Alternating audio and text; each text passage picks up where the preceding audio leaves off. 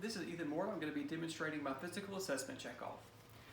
First, you would introduce yourself to the patient, perform hand hygiene, put on clean gloves, be sure that the patient was comfortable with the procedure, and explain it to them, and be sure that the room was at a comfortable temperature because you're going to be exposing parts that you need to expose only the parts that you're going to expose, only the parts that you need to expose, and then keep draped the parts that you need to keep draped. And that's why you need the room at a comfortable temperature, to be sure that it was comfortable for the patient. Then you're going to start by taking a general overall look at the patient. Their skin, are they clean? Do they have all the proper clothing for the outside weather? Are their general age, around about what age they are, and their hygiene, are they clean? Do they appear clean? And then you're going to ask if they are alert and oriented. You're going to ask them questions to be sure that they're alert and oriented. So the first question I'm going to ask is, how old are you? 16. Okay, where are you? At my house. Okay, and what are you here for? A physical assessment. Okay, and who is the current president? Donald Trump. Okay, he does appear alert and oriented. He appears clean, hygienic. He appears dressed appropriately for the outside weather. So then we're going to start with the assessment of the head, and he does support his head perfectly fine by itself. It's not deviated, and it is midline. So we're going to palpate his head. We're going to start at the top and just palpate. You feel any pain or tenderness? No. Okay. You're also checking for any lesions, masses, swelling, anything like that on the head. And you'd want to be sure that he has even hair distribution, that there's no bald spots or patches. And then we would move on to the eyes. You're going to be sure that the eyebrows and the eyelashes are symmetrical and to the midline, and they are. Then we're going to look on the inside of the eyes. You're going to be sure that the conjunctiva and the lacrimal vessels are pink and moist, and they are. If they were red, it could be indicative of irritation or infection. And if they were yellow, the sclera and the conjunctiva, it could be indicative of jaundice. His sclera is white and they're clear, and his pupils are 3 to 5 centimeters, as they should be, and his irises are blue. But if you were to check a patient, then you should verify their eye color with their medical chart, because it could, if it did not match, it could be indicative of prosthesis. And you should always ask before if the patient wears glasses or contacts, just to check. Then we would check we're going to move to the nose. So could you remove your mask for me? We're going to be sure that it's symmetrical in midline. We're going to palpate for any pain or tenderness. Do you have any? No. Okay. Then we're going to occlude one side and have you breathe in. He does that just fine. Do the other side. All right, and he does that just fine. Next, you would use your pen light to check for any deviated septum.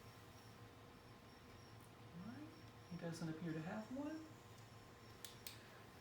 Then we're going to inspect the mouth.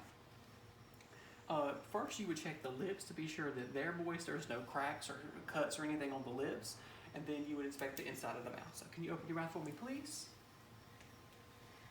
You're going to inspect the hard palate and soft palate, their teeth, their tongue. Lift your tongue up for me. All right. And while you're inspecting their mouth, you're just looking for any thrush, any white patches or ulcers, because that could be indicative of tobacco use, which could lead to mouth cancer. You're making sure they have all their teeth. And you're checking for any dental devices, such as braces or dentures. And you're going to be sure that they have a pink, moist mucosa all through the mouth. And just to be sure that there's no thrush on their tongue or the back of their throat. You're also going to look at the tonsils for any swelling or drainage. Also, while you're in the mouth, you could check the one of the cranial nerves, which is the number 9, the glossopharyngeal. So using a tongue depressor, you're going to put it in the patient's mouth. Oh, sorry, my pen light. Use a pen light. Put your tongue depressor in the patient's mouth. Tilt your head back for me, please. Say ah. Okay, and you're looking for the uvula to move up and down, and his did. Next, you're going to take the cranial nerve number 10, which is the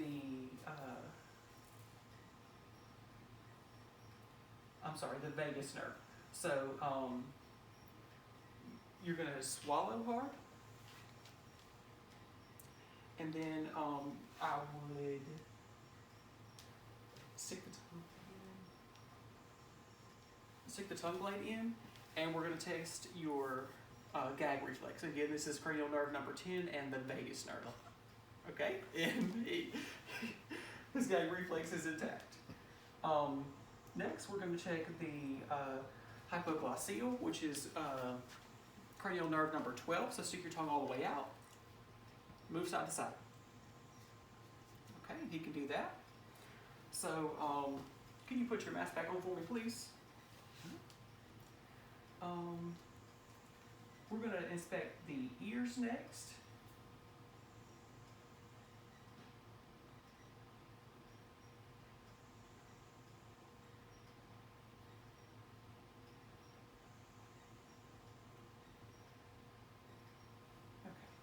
I'm sorry, we're going to inspect the ears next. We're going to check the auricle and the pinna. We're going to check for any lesions or cuts or scars. Then with our pen light, we would use our pen light to look inside the ear for any drainage or redness, irritation. Do that on both sides.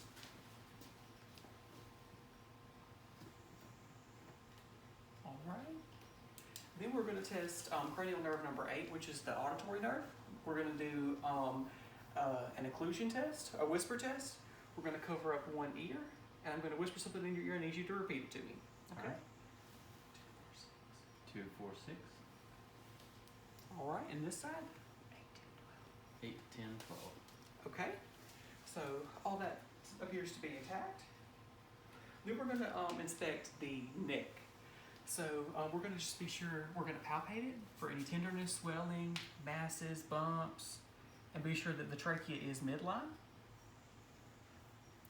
All right, and while I'm here, I'm going to test his thyroid. So can you swallow hard for me? Okay, just be sure that the thyroid gland is not swollen or inflamed. And then to check, while we're at the neck, we're going to check for jugular vein distension. So could you lay down for me, please?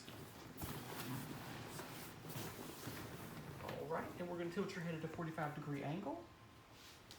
And then we're just checking for jugular vein distension right along the neck on both sides, if it's bulged or poked out. Because jugular vein distension could be indicative of heart failure. Okay, and you can sit back up for me. Next, we're going to inspect the thorax, which is the chest. We're going to be sure that both sides raise and lower at the same time, and that they're not unsymmetrical. And then we're going to palpate it and percuss. So, can you breathe in hard for me? Okay, his chest seems to rise and fall asymmetrically. Then we're going to inspect it. We're going to palpate it for any masses, bumps, lesions, anything again like that.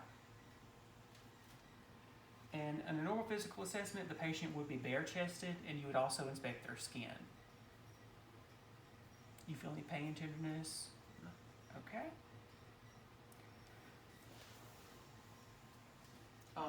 Then we're going to percuss, and we're going to just listen for any hollow sounds. That could be indicative of emphysema or pneumonia.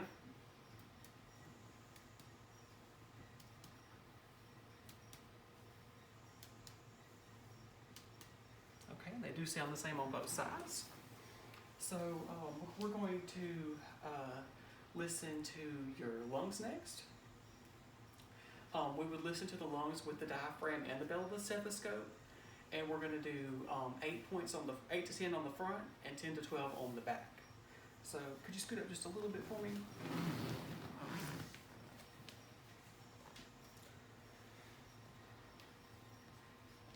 Okay. I'm going to move from side to side and then down. And when I say okay, I just need you to take a breath in and out again. So I'm going to start right here. Okay. And move over. Okay. Okay. Okay. And again. Okay. One more time. And again. Now I'm going to do it with the bell. Okay. Okay. Okay. Okay. Okay. Okay. Okay. And one more time. Okay. I'm going to listen to the back also, but before I do, you could ask the patient at this point to lean forward. And again, their back would be bare if you were doing a regular physical assessment, but you would start at the very top at this bony prominence, and you could follow it all the way down to be sure that their spine was in line before you started auscultating the back of the lung cells. And again, we're going to start with the diaphragm and then the bell. So be sure you're not on top of any bone in the scapula or the clavicle. So start right here, okay? In out for me. In out. Okay. Okay. Okay.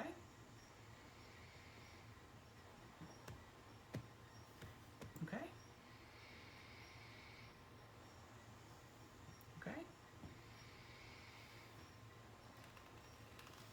Okay. Okay. Okay. Now I'm going to do it with the bell. Okay. Okay. Okay. Okay. Okay.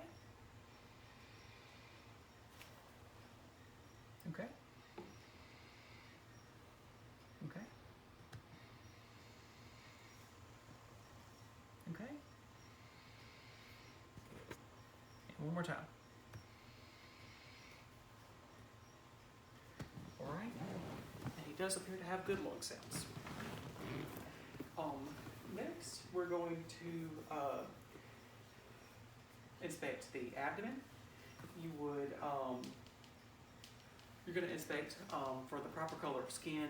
You're going to inspect for scars, any bumps or lesions. And then to inspect the abdomen, you would first inspect, auscultate, palpate, and then percuss. Because if you were to if you were to percuss or to palpate before you auscultated, you could create valve sounds that weren't there before.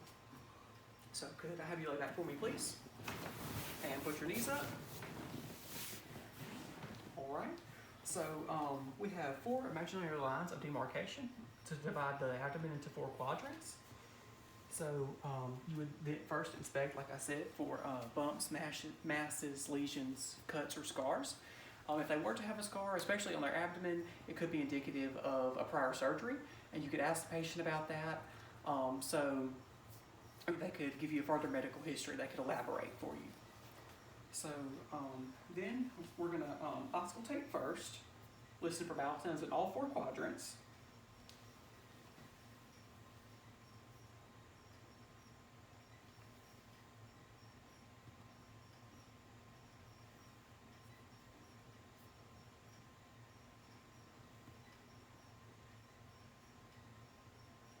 Okay, and he has proper vowel sounds in all 4 quadrants. If they were to not have proper vowel sounds, or, you would need to listen for a full 5 minutes before you could rule out that there were none. So then you're going to palpate. So you would start, there's 4 quadrants. You have the right upper, right lower, left upper, and left lower. You're going to just go around circular motions and ask the patient if, first you're going to feel yourself for any masses or bumps, and then you're going to ask the patient if they feel any pain or discomfort. Okay, do you feel any pain or discomfort? No. Okay, and then you would auscultate. Be sure that it sounds the same on both sides.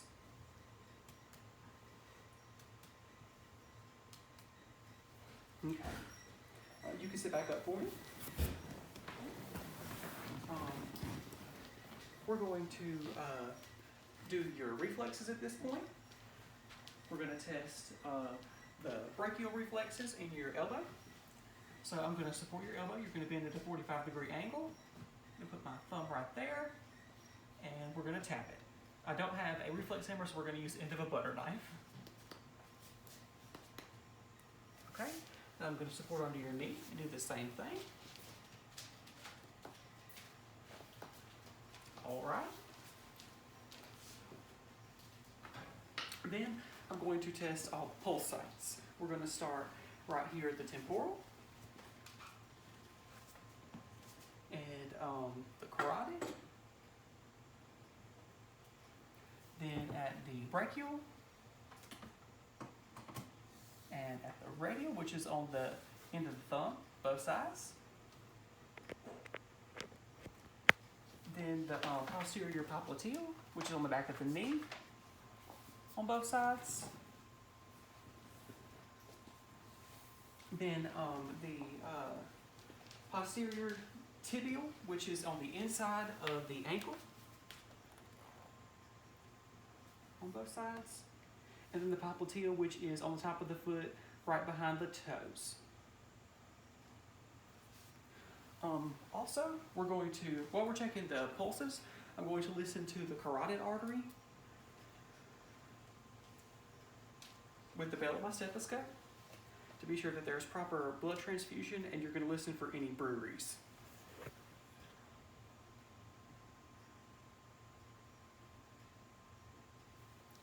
Okay. I'm going to do that on both sides. All right. Next, we're going to move on to inspecting and listening to the heart. So if you could sit up for me, please. All right. We're going to auscultate the 5 heart sounds. We're going to start right here with the apical pulse point. It's going to be, you're going to follow the scapula, and you're going to find the second intercostal point, intercostal space. That's going to be your apical. You listen to with the diaphragm and the bell. Apical, the popliteal, straight across on the second intercostal space. And then in the third would be your Erb's point, which is the second popliteal space. Then you would have the tricuspid, which is between the third and fourth. And then the mitral, which would be midclavicular in the line of the nipple, right under. And this is the point of maximal impulse, your apical pulse. Okay. You would listen to that with the bell also. So your aortic, pulmonic, Erb's point, tricuspid, and mitral. You would also listen for the S1 sounds.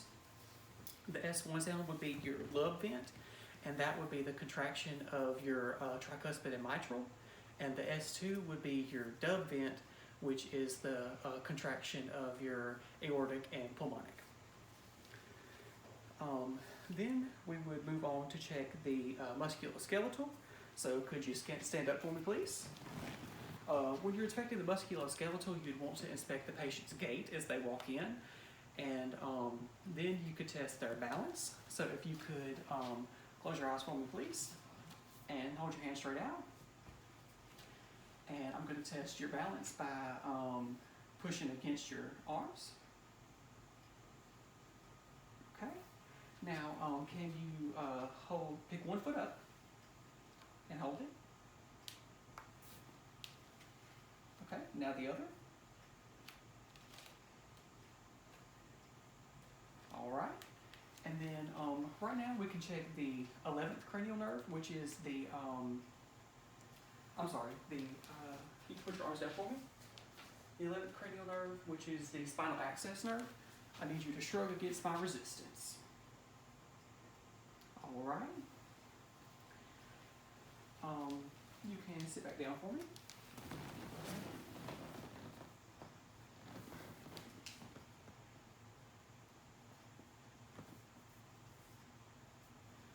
Next, we're gonna do the integumentary system. We are gonna check for skin turgor. Be sure that the skin matches the ethnicity on the medical chart. So, two places to check skin turgor. We could do it right here at the clavicle. You would want to pinch it up on both sides and be sure that it returns to a normal spot quickly. And his does. Now on the back of the hand.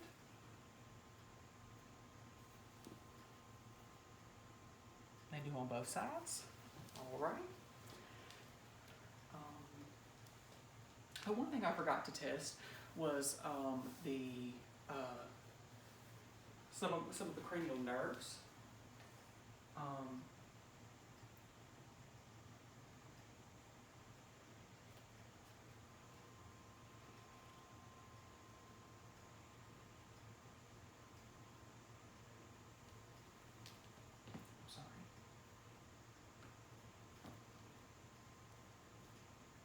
Yes, I forgot to test cranial nerve number 1, which is the olfactory nerve. So, can you remove your mask for me again? I'm sorry. Close your eyes, please. And tell me what you smell. Peppermints. All right, this is peppermint oil, so you got that right. And then cranial nerve number 5, keep your eyes closed for me. And you can put your mask back on.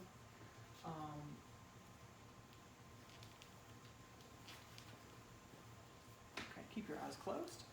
And where am I touching you? My left arm. And now? My right leg. Right.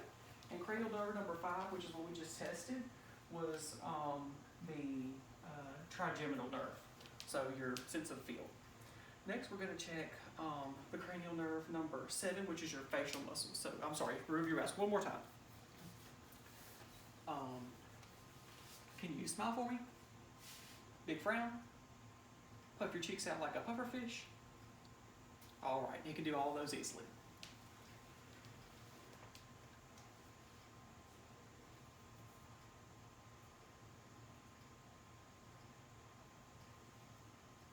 Okay, to test your balance, could you, your coordination, can you put each finger to your thumb?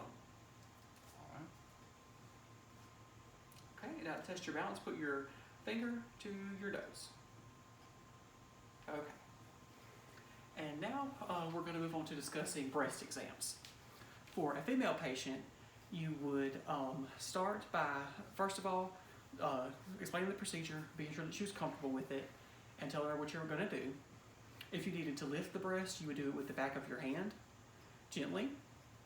Then you would start palpation, gently in a circle, starting at the nipple, moving clockwise around the nipple, palpation.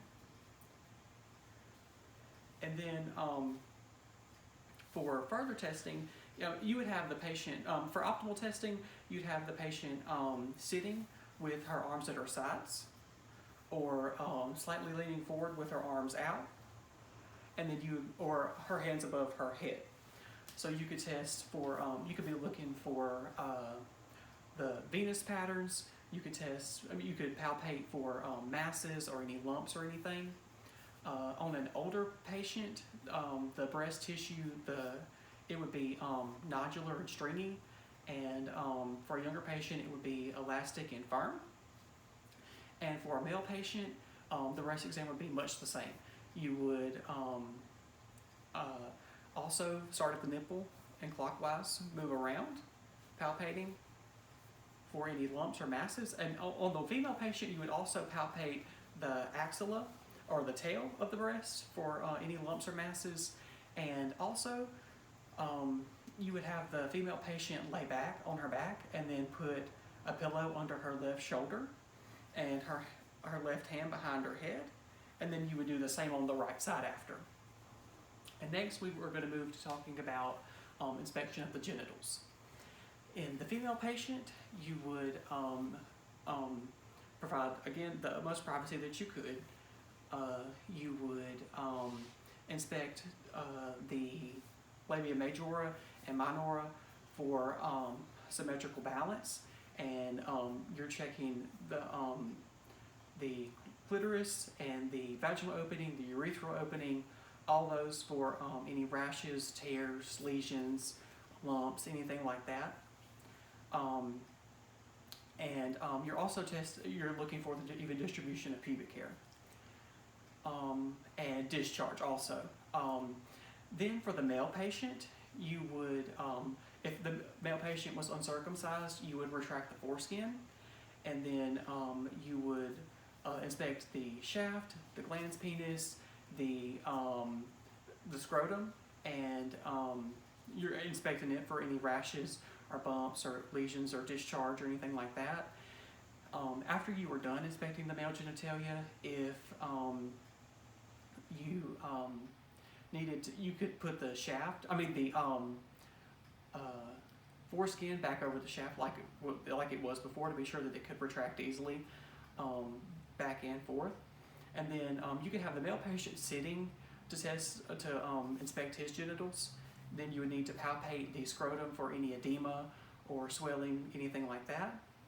And the female patient, when you were inspecting her genitalia, she would need to be in the dorsal recumbent position with her feet up.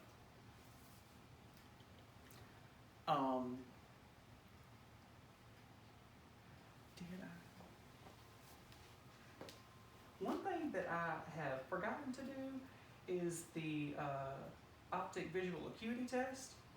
One thing that I think I forgot to do. So, no, I didn't. I don't think I did.